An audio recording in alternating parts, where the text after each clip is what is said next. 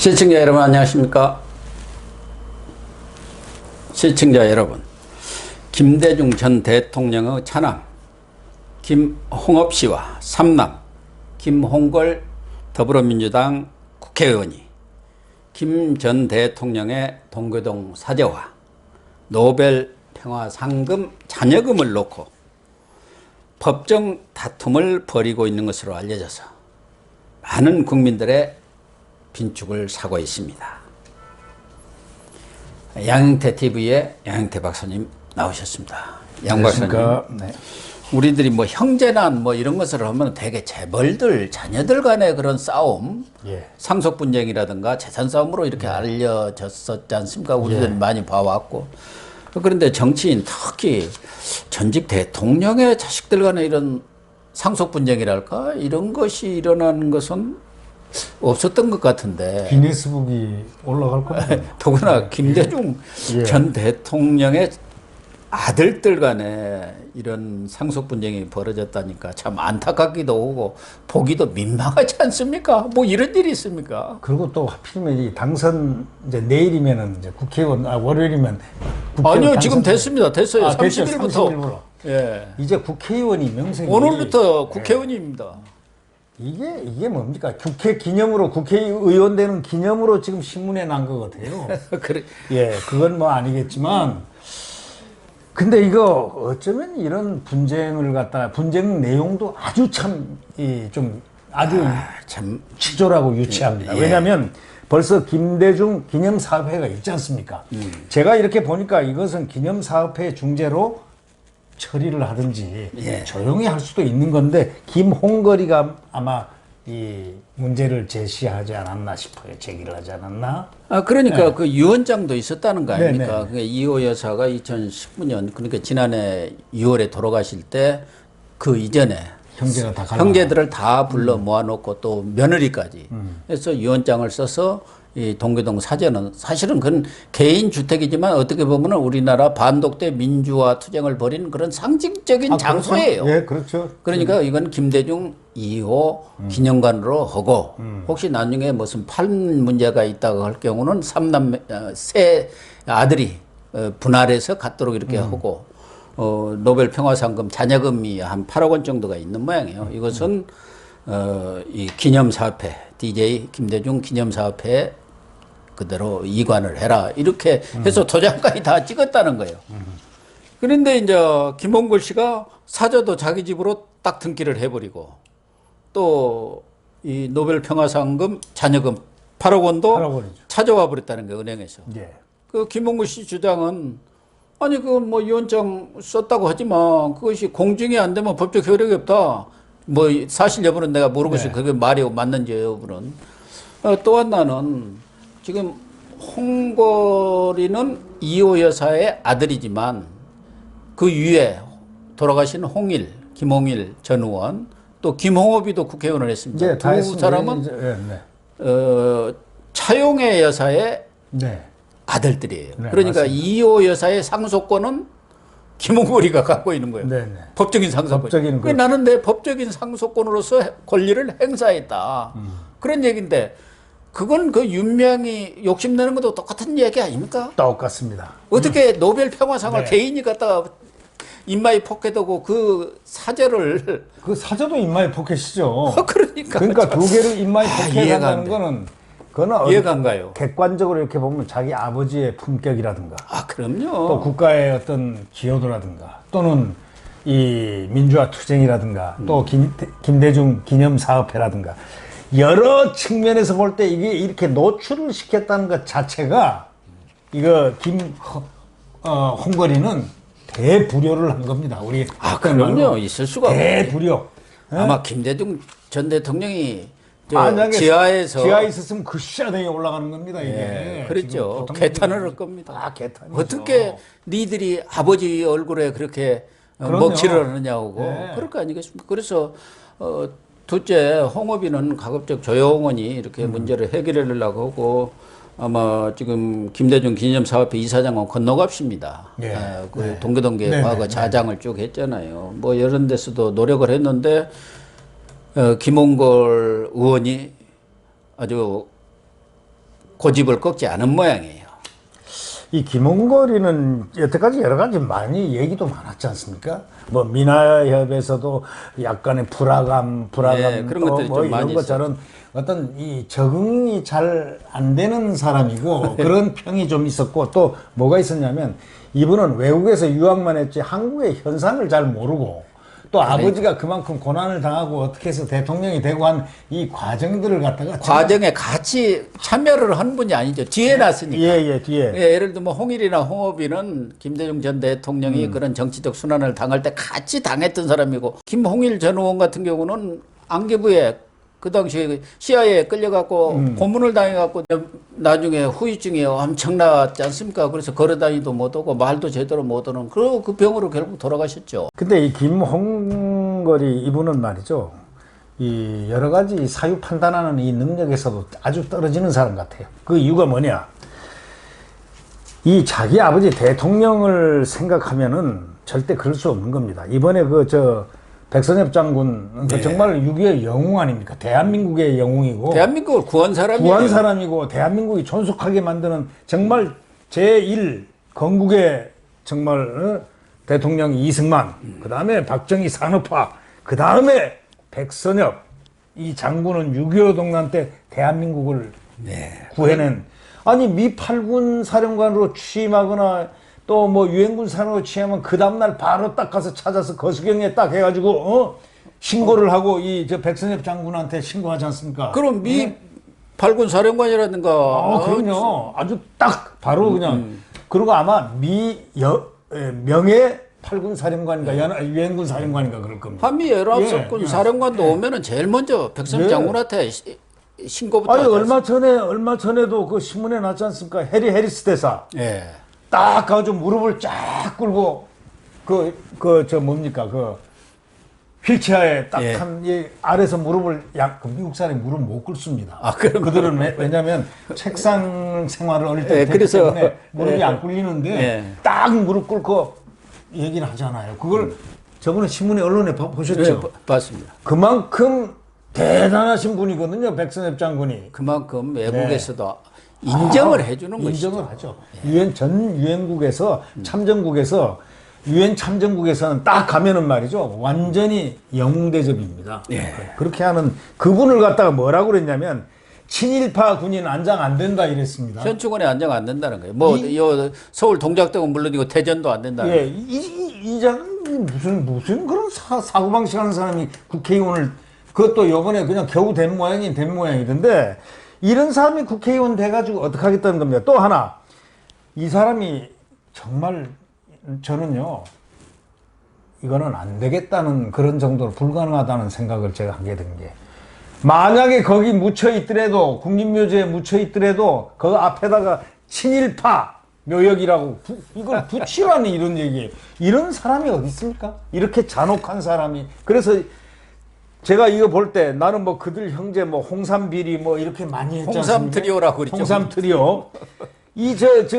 지금 그래서 이 김홍거리도 최규선 게이트에 해가지고 38억인가 7억인가 엄청나게 돈을 받은 거죠. 뇌물수수 특가법 적용해가지고 이 사람 제대로 살았으면 한 5, 6년 이상 그러면요. 감옥을 들어갔을 텐데 지금 같으면 한 10년 이상 10년 이상이죠 지금. 근데 1년 반 징역형을 받았지만 또 박근혜 전 대통령은 돈 한 푼 안 받고도 지금 25년을 뇌물수수로 33년. 그건 이제 또 다른 것까지 합쳐서 말도 안 되죠. 박근혜 대통령은 뇌물수수는 고사하고 아무 돈도 받은 게 없는데도 34년이고 이 김홍걸은 그렇게 그 당시 37, 8억은요 지금 돈으로 따지면 한 100억 정도 넘습니다. 이런 뇌물을 받았다면 정말로 20년, 30년입니다. 그런데 그런 사람이 자기 자신을 뒤돌아보고 수련을 하고 해야 되는데 이 나라를 구한 사람 정말 대한민국 6.25의 영웅을 갖다가 친일파 군인은 절대 국립묘지 안장 안 된다. 거기다가 만약에 안장이 된다면은 거기 앞에다가 묘역에다가 친일파 이런 묘역을 붙여야 된다. 이런 사람이 무슨 국회의원이라고 할 수 있습니까? 김홍거리가 생각하는 친일이 뭔지는 모르지만 김대중 대통령이야말로 한일 관계가 발전해야만이 우리나라가 발전한다는 그런 인식하에 일본을 알고 예. 지휘를 해서 극일을 하지 않은 사람입니다. 그래서 지금 이 한일 관계가 김대중 전 대통령 때 풀렸습니다. 그래서 일본 사람들도 김대중 전 대통령에 대해서는 다 존경하잖아요. 그렇죠. 그 일본 말로 도요타 다이주 아닙니까? 예. 도요타 다이주 김대중 아닙니까? 와, 우리 때 기자할 때도 다이주 그랬어요. 다이주. 근데 이 양반이 일왕 그 생신 때 그 다 가는데 아련한다고 그래가지고 예. 천왕한 호칭을 뭐라 할 거냐? 뭐 대한민국에 말이 많았죠. 그러나 지금 만약에 이 정권이 있으면 호칭을 뭐라 할 거냐면 일왕이죠. 일왕이죠. 근데 천왕이라고 딱 선언했습니다. 천왕으로 하자. 그거는 예의를 다 해가지고 그쪽에 가되 일본에서 우리가 식민지 그걸 받았지만은 내가 당신네들하고 이 손을 잡고 딱 이기려면은 너희들 지켜줘야 된다는 한 수 높은 고수들이 하는 겁니다. 훨씬 높은 비견과 철학을 가진 사람이에요. 박정희 대통령도 전부 그 길 아닙니까? 네. 일본 딱 해가지고 일본을 이용해서 전부 다 반도체 들어오고 모든 걸해서 산업화를 부흥시켰잖아요. 이런 그 길 하는 사람들을 친일로 몰아가는 것. 이게. 그러니까 김홍걸 의원이 웃기는 사람이라니까. 자기 아버지를 욕먹인 거예요, 이거는. 네. 자기 아버지를 욕먹인 거라고. 뭐, 아직은 초선 이제 막 시작한 사람이니까 철이 없어서 그런지 어쩐지는 모르겠지만 나이가 지금 몇 살입니까? 공자 말씀이 40이면 불혹이라는데 지금 이 나이가 꽤 됐거든요. 50이면 지천명이에요. 지천명이죠. 지천명은 나이가 넘었어요. 저는 볼 때 아닙니다. 이게 뭐냐면 저는 어디서 아니라고 생각했냐면 묘역에 안 되지만은 그 백성엽 장군이 국립묘에 들어가서는 안 된다. 그래 놓고 만약에 들어갔더라도 거기 앞에다 친일파 묘역이라고 붙여라. 이 얘기를 딱 했다는 얘기 듣고 정말 가서 욕이라도 한번 해주고 싶었습니다. 근데 이제 이 김홍걸 의원과 이 형인 김홍일 의원은 이제 돌아가셨습니다만 홍업 형제간의 이런 갈등의 이면에는 정치적인 그런 지향점이 다른 점도 많이 작용을 하는 것 같아요. 그래서 그런 것들이 쌓인 거예요. 감정적으로. 김홍일이라든가 김홍업 그리고 동교동계들은 2012년에도 그렇고 2017년에도 DJ 쪽 대다수는 문재인 지지가 아니었거든요. 그런데 유일하게 김홍걸이만 문재인 지지를 선언하면서 정치적 갈등이 계속 빚어진 거예요. 그래서 어떻게 보면 김홍걸 입장에서는 좀 외톨이 그 동교동 내에서는 그런 입장에 있다 보니까 그런 감정들이 좀 쌓인 것도 있지 않나 하는 저는 개인적으로 그렇게 판단을 하고 있습니다. 아니 그 당시 사람들은 이 동교동계라는 2012년에도 유일하게 문재인 지지한 사람이에요. 그래갖고 그때도 비례대표를 어떻게 2016년에도 좀 얻으려고 했는데 못했죠. 사면을 갖다가 노무현 대통령이 시켜줬잖아요. 사면을 해줬는데 저는 이런 사람을 보면서 DJ가가 결국은 이 사람 때문에 참 멸문지가가 되지 않겠느냐라는 그런 우려가 지금 생길 정도입니다. 이런 아들이 있으면 안 되거든요. 왜? 그리고 막내는 항상 막내답게 형이 그렇게 하면은 그럼요. 형 우리 나눕시다 하고 소주 한잔 합시다 하고 그렇게라도 착하고 이거 저 그러면 깨끗하게 이 돈도 많은 사람 아닙니까 지금 이게. 아니 그리고 이건 나눌 거리가 아니고 기념관으로 하면 되는 거예요. 기념관. 그리고 노벨 평화상이라는 것은 물론 김대중 대통령이 노력하는 측면도 있지만 우리 국민한테 준 평화상이에요. 그렇죠. 그래서 그게 개인이 잡고 게 아니니까 그러면 기념사업회한테 가는 게 그게 당연한 거지. 어찌 그것이 자기 거라고 인마이 포켓을 그러니까 한번 이제 이 김홍걸이는 이 인마이 포켓한 것이 그것이 형법상으로 무슨 문제가 되나 안 되나 이것도 한번 따져봐야 될 필요가 있긴 있는 것 같아요. 그 노벨상 같은 경우 말이죠. 사전은 모르지만 노벨상 상금을 갖다 인마이 포켓 모르게 했다는 거는 모르게 한 건 아니죠. 가져간 거니까. 가져간 거니까 모르게 한 거죠. 자기가 가져간 거죠. 어쨌든 뭐 그래서 김홍업 측에서 부동산 처분 금지 가처분 신청을 내니까 그 가처분에 대한 이의 신청을 또 이제 홍걸 측에서 낸 거예요. 그래가지고 그것이 주간조선인가 이쪽에서 특종 보도를 하면서 이렇게 화제가 됐는데 참 민망하고 안타까운 일입니다.